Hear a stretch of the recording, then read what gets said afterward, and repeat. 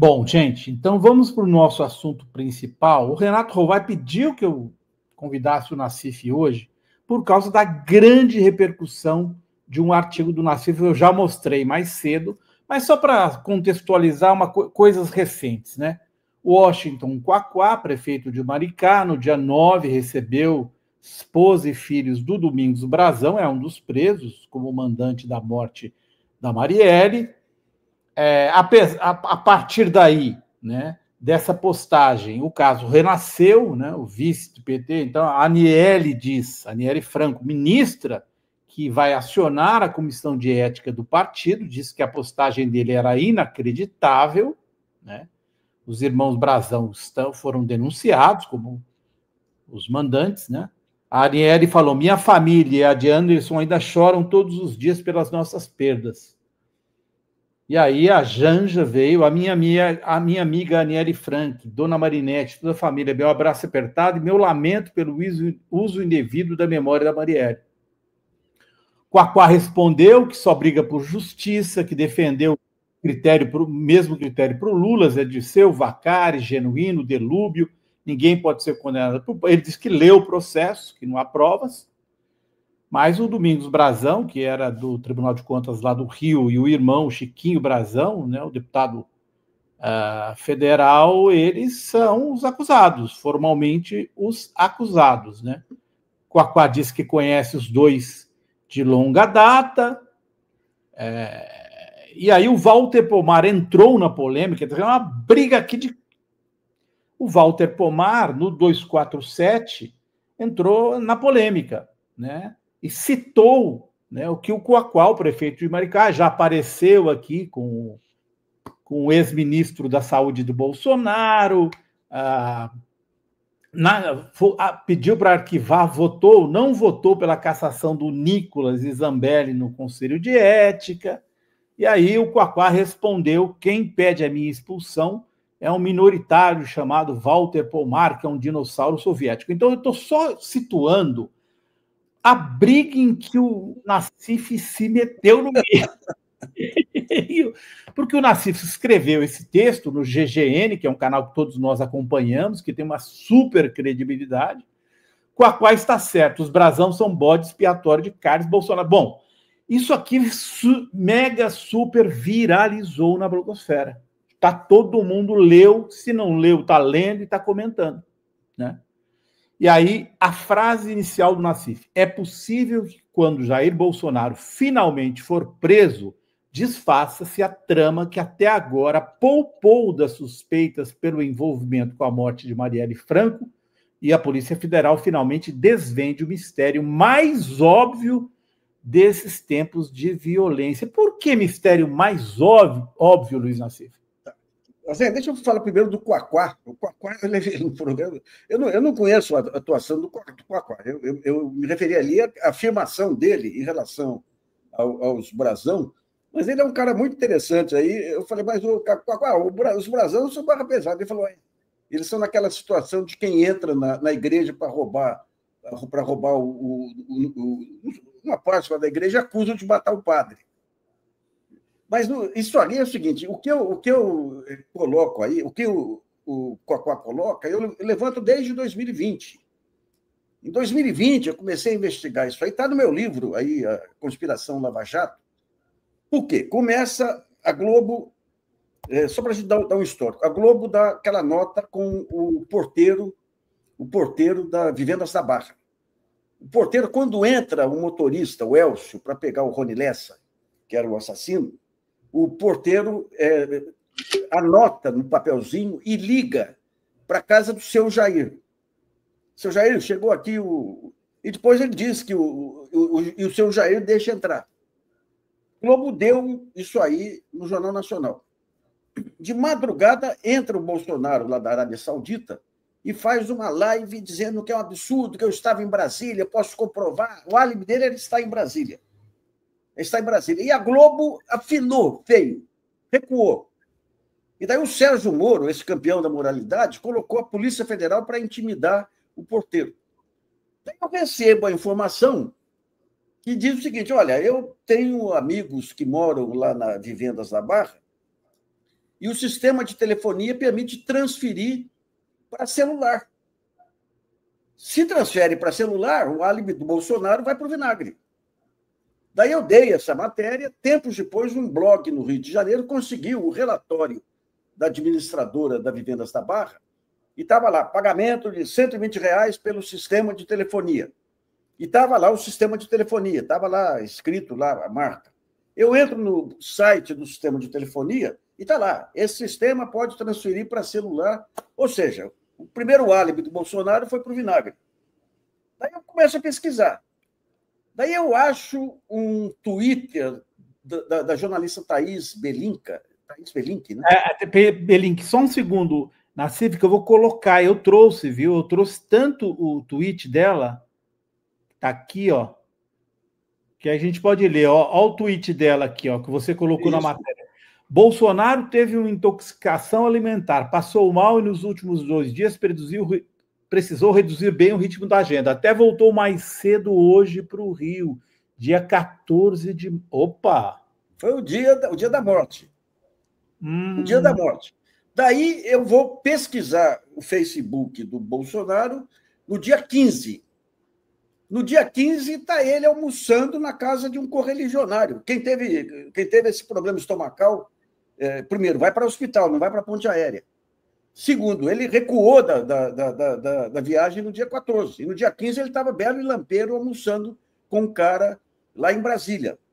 E os comentários daquele dia na página do Face estavam todos deletados. Daí me escreve um leitor, falou, olha, ele voltou hoje, dia 15, ele voltou no dia 15 para o Rio, porque ele estava no mesmo avião meu. Daí eu já fiquei com o pé atrás. Falei, pô, tem coisas aí. Tem coisas aí. Daí você continua a investigação. Lembra que o Carlos Bolsonaro entrou lá na portaria e pegou o equipamento.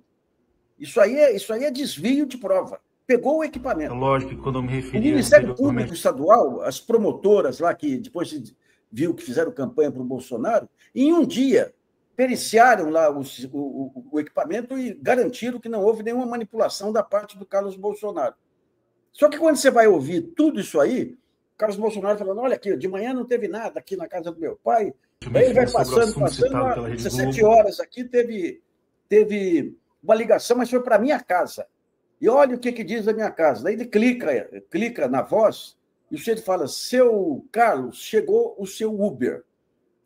17h10, 17 horas, chegou o seu Uber.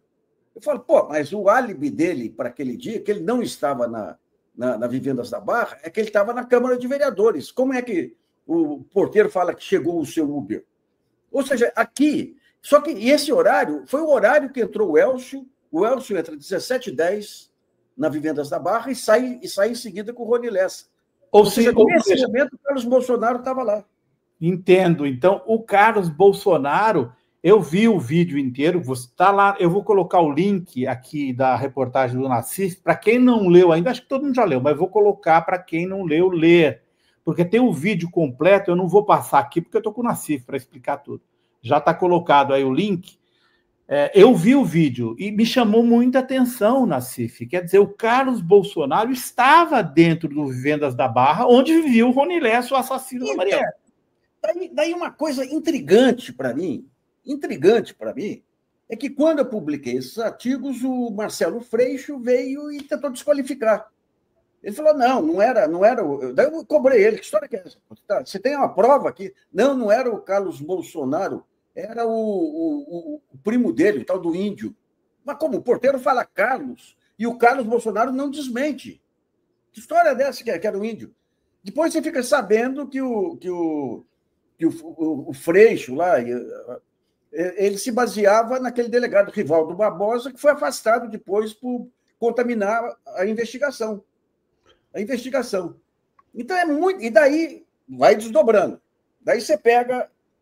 Eu conversei lá com alguns delegados lá do Rio que eram contra a linha oficial das investigações, e o que eles me falam, a suspeita é que a intenção foi criar um fato que nem o Rio Centro. Como é que se cria? O Bolsonaro era contra a intervenção, a GLO, no Rio de Janeiro. era contra. Tem link aí na matéria aí mostrando declarações furibundas dele contra a intervenção, porque ele achava que era uma jogada, um acordo do Temer com o Vilas Boas para apoiar o Temer para presidente com o Lula fora do jogo. Então, ele era contra. Daí, você pega outros dados, investigação em cima do Rony Lessa, quando o Rony Lessa é preso. Vão no Google do Rony Lessa. O que ele estava procurando lá? Pessoas contra a intervenção. E quem que era a pessoa mais explicitamente contra a intervenção? A Marielle Franco, que assumiu uma comissão de fiscalização da intervenção. Uhum. Aí você vai juntando fatos. 2 meses depois, ou 3 meses depois, vem o Braga Neto e fala: nós já sabemos quem são os mandantes, mas não vou falar nada para não atrapalhar as investigações. 2 ou 3 meses depois. E daí o assunto morre. Braga Neto era interventor, né? Chega no final do ano, nós temos 2 cenas que fecham a questão. Uma é o Bolsonaro vai visitar o Vilas Boas, e o Vilas Boas fala, ou o Vilas Boas para o Bolsonaro, ou o Bolsonaro para o Vilas Boas, não me lembro agora, mas a gente tem lá. Não, Vilas Boas para o Bolsonaro. Um dia o país saberá o que nós conversamos. Verdade. E no começo do ano, na despedida do Vilas Boas, do cargo dele, o Vilas Boas fala: um dia esse país saberá que a democracia foi salva por 3 pessoas: Sérgio Moro, Jair Bolsonaro e Braga Neto. E o Braga Neto é indicado por um cargo mais relevante do governo Bolsonaro. Ou seja, fizeram um pacto em torno do silêncio em relação à apuração do caso.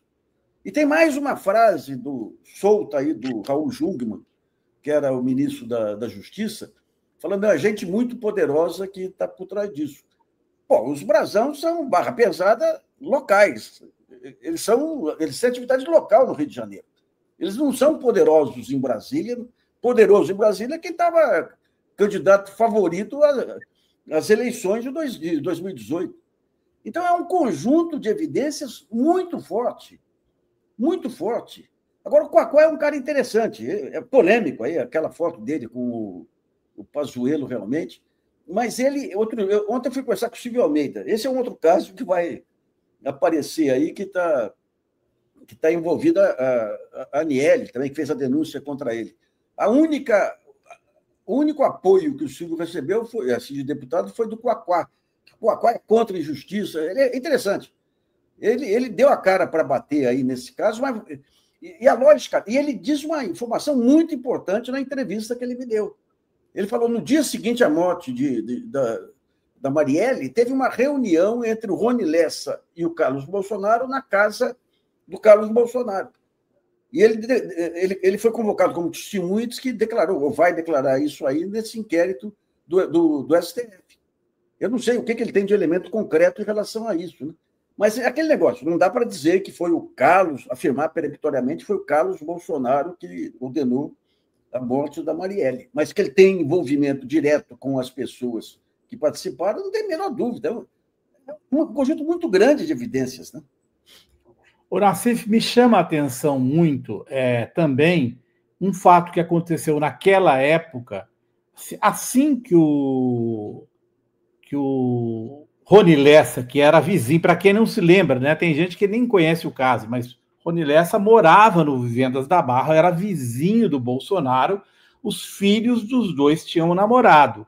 No dia seguinte à prisão do Rony Lessa, só para relembrar para as pessoas, o Bolsonaro diz que, olha, tem 150 casas no meu condomínio e eu não conheço, não sei quem é esse cara aí, falando do Rony Lessa. Meu filho namorou um monte de gente.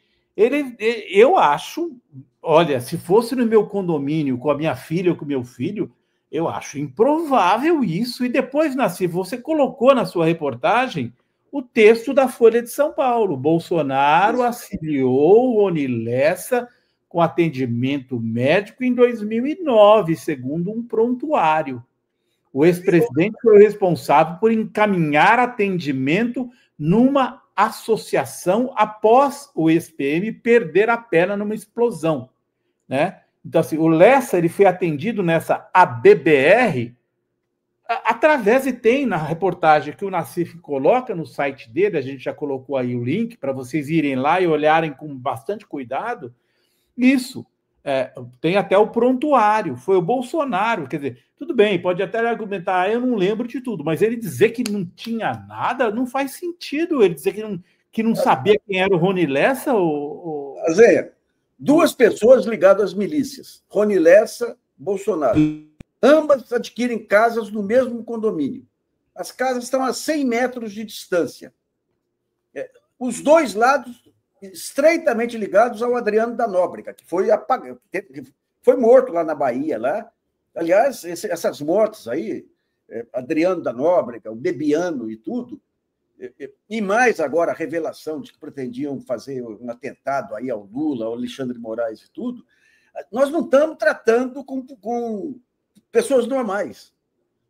Nós estamos tratando com pessoas... Você pega o Adriano da Nóbrega, que era o chefe do escritório da morte lá.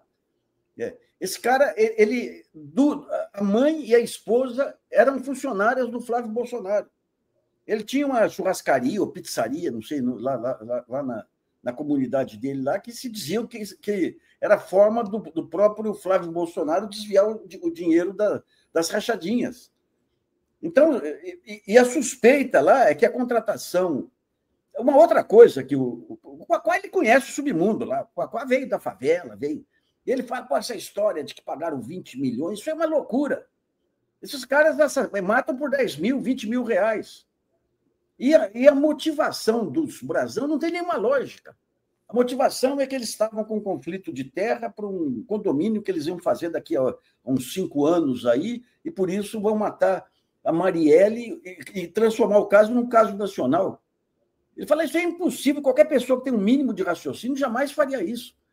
Isso aí quem faz isso é quem se guia por impulso, que os Bolsonaros são típicos disso. Né? E você tem toda a evidência lá das brigas do Carlos Bolsonaro com Marielle.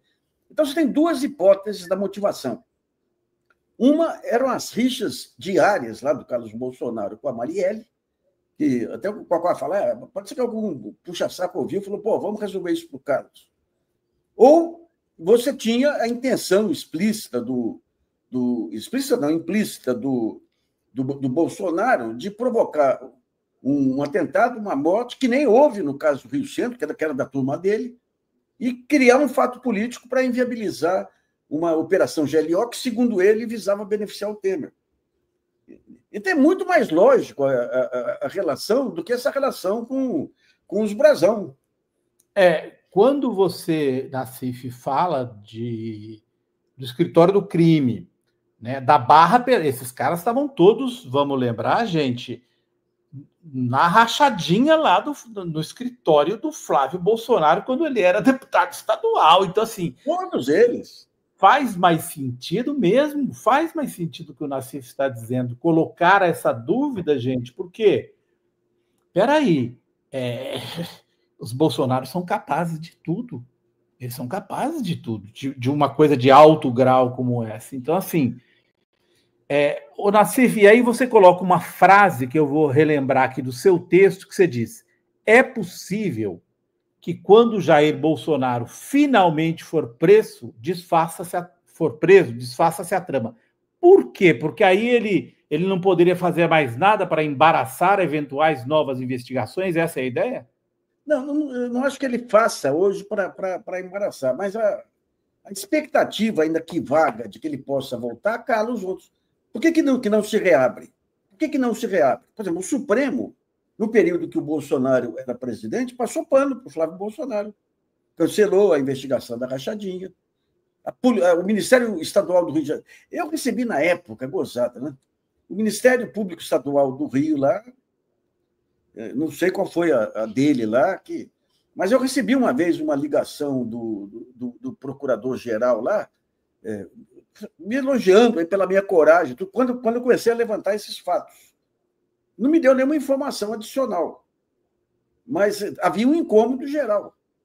A Polícia Federal, segundo o Quaquá do Rio, ela é toda bolsonarista, nós tivemos casos aí de operações da Polícia Federal contra o crime organizado que os Bolsonaro foram avisados antecipadamente. Isso aí antes do caso do Marielle.